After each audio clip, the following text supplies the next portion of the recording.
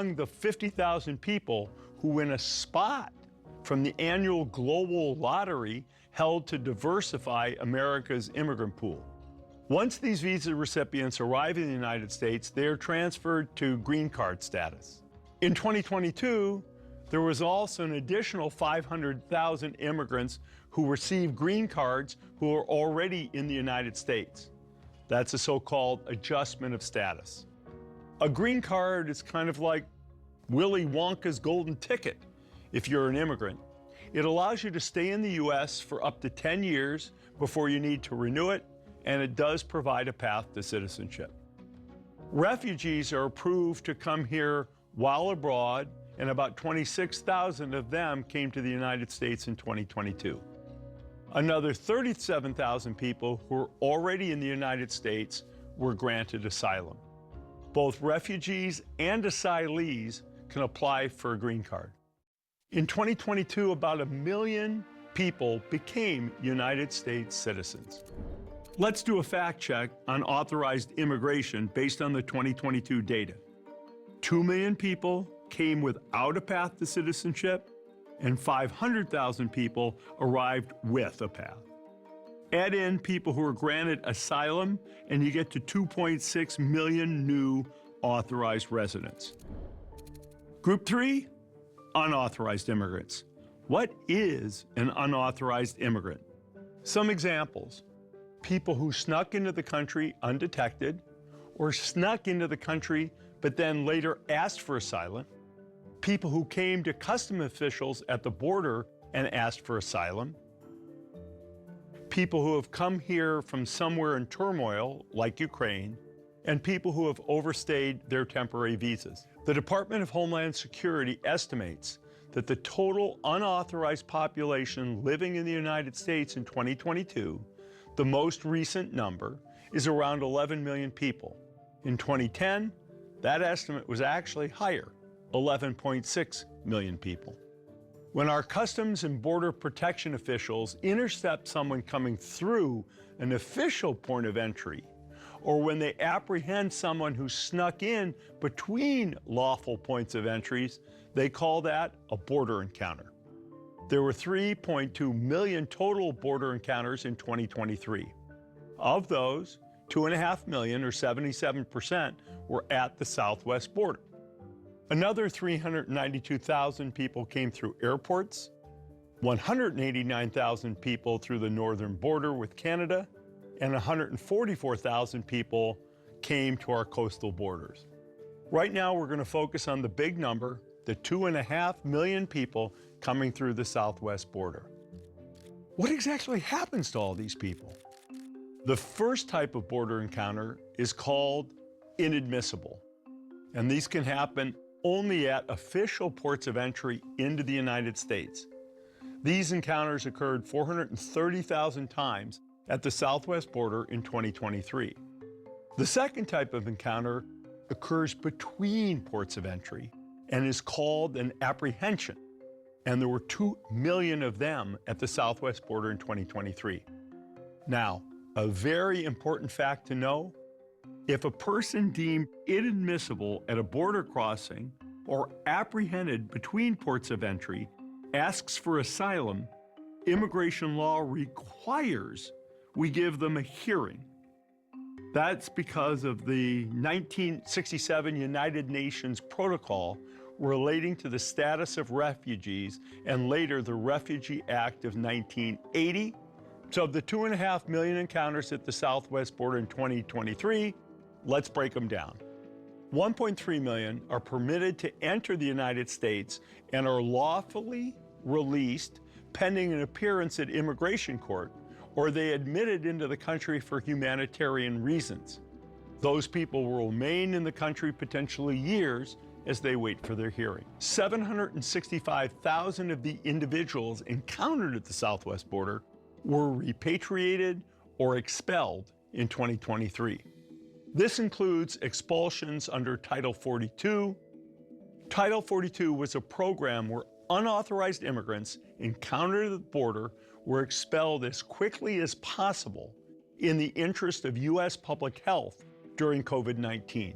There were 200,000 expulsions in 2020, 1.1 million in 2021, 1.1 million in 2022, and 600,000 expulsions in the first half of 2023 before the official end of the public health emergency and Title 42. 311,000 migrants were transferred to the supervision of the Immigration and Customs Enforcement, or ICE as it's known, for further processing. These people might have been detained or released. ICE on average has 34,000 people in detention on any given day.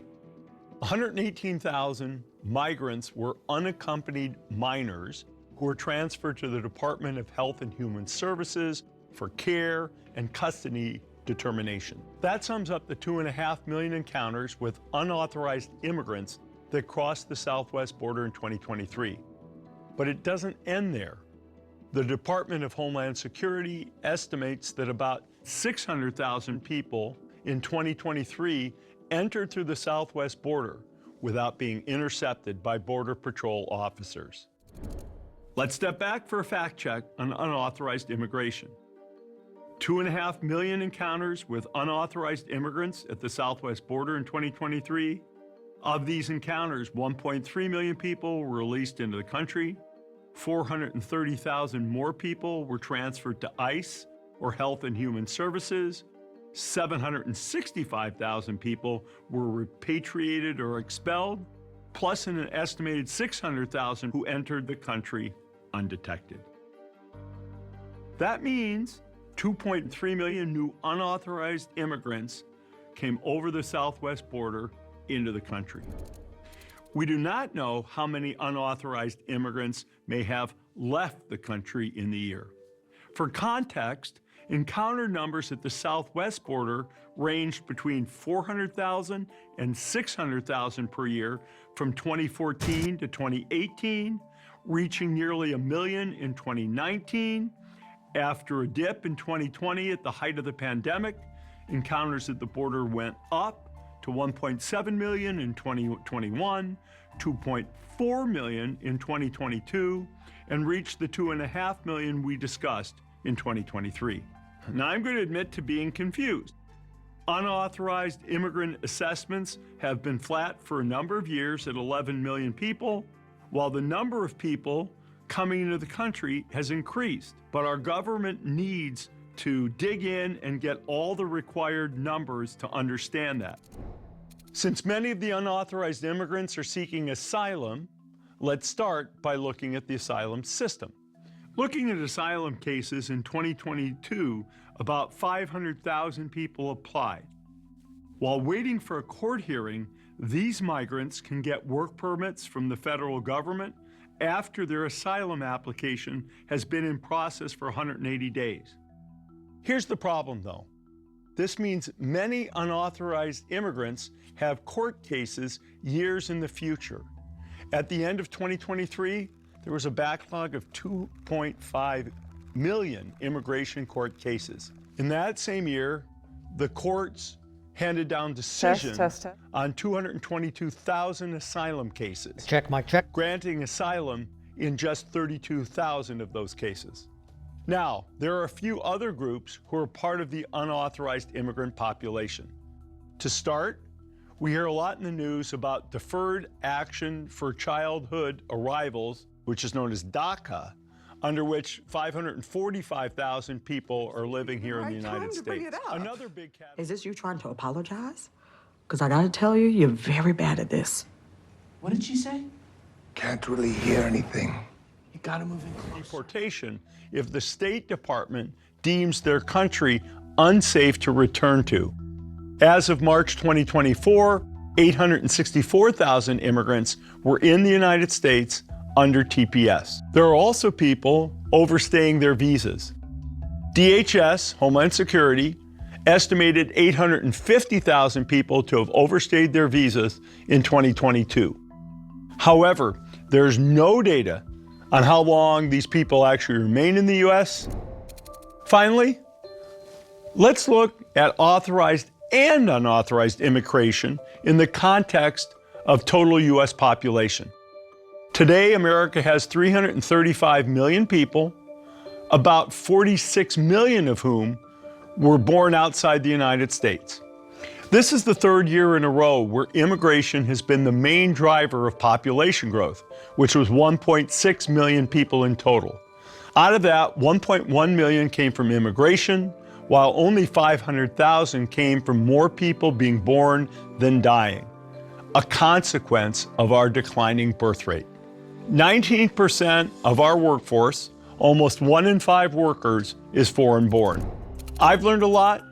I hope you have too. People want to come to America. It's been that way for hundreds of years. Now it's for you to decide. Is our system working? What level of immigration do we want to have? How should things be changed? The more we know, the better voters we can be. Just the facts. You decide what you believe. The proceeding was a paid presentation for Just the Facts, sponsored. Buy your car at B&R. B&R Auto Sales has the vehicle you're looking for and the payment options you need with financing guaranteed. Buy your car at B&R. B&R Auto Sales. Shop online or visit us at 9th and Margaret, Terre Haute. Fairway Custom Golf is the Wabash Valley's golf headquarters. Locally owned for 20 years, Fairway Custom Golf can help with club repair or even your swing with our 2 SkyTrack launch monitors. Carrying new and used clubs of all major brands with just about any accessory you can buy. Stop and see us today. Everyone knows the better way to birthday in the Wabash Valley is at the Wigwam Skating Event Center. Happy birthday! Party like a rock star, eat like a champ for the best birthday ever, and birthday party bragging rights. Call a Wigwam celebration expert today or go to wigwamskating.com. When it comes to tree trimming or removal, you have several companies that you could call, but only one that you should call. Absolute Tree Service. Tree trimming, removal, stump grinding, even storm work. Absolute Tree Service. The tree service company that always calls you back.